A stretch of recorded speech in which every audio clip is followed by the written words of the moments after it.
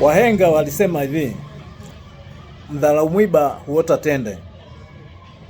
Leo hii siamini kama bado kuna wanaume ambao wanaibiwa mazaga, ili hali taarifa zote wanazo. Ushaambiwa hivi, tembea na pini na raba bendi funga, ni kinga. Hiyo ya kwanza. Wa pili wakasema hivi, tembea na tulatula, ni kinga.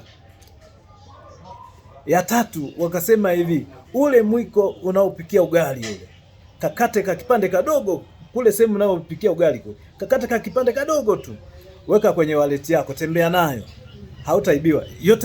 Zote hizo ni kinga. Sasa nitashangaa kwamba ni mwanaume lijali ambaye anaamini kabisa ni lazima linde mazaga yake. Umeona?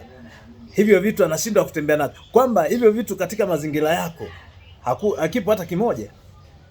Ni uzembe sana leo hii mtu kulalamika kwamba ameibiwa mazaga. Kwa hiyo naamini hata utakapolalamika na ukakamatwa, kwa sababu leo hii wewe ukilalamika kwamba umeibiwa mazaga wanakukamata, na yule ambaye wanakamata, lakini yule ambaye ameiba mazaga anaenda kutoka kwa sababu hana kesi. Umeona? Ila wewe ambaye umelalamika kwamba umeibiwa mazaga unakamatwa kwa sababu wewe ni mpuzi. Umeona? Ni mpuzi gani? Kwa sababu kila kitu ushaambiwa, bwana fanya hivi, kinga umeshaelekezwa, lakini wewe unatembea kidadadada. Wewe sio mwanaume ambao unaweza ukalinda mazaga. Mwanaume sahihi lazima atembee na kinga, kwa yani hata kama ni uvumi, mwanaume lijali, lazima jali mali yake, lazima alinde mali yake. Huyo ndo mwanaume ambaye tunamtaka.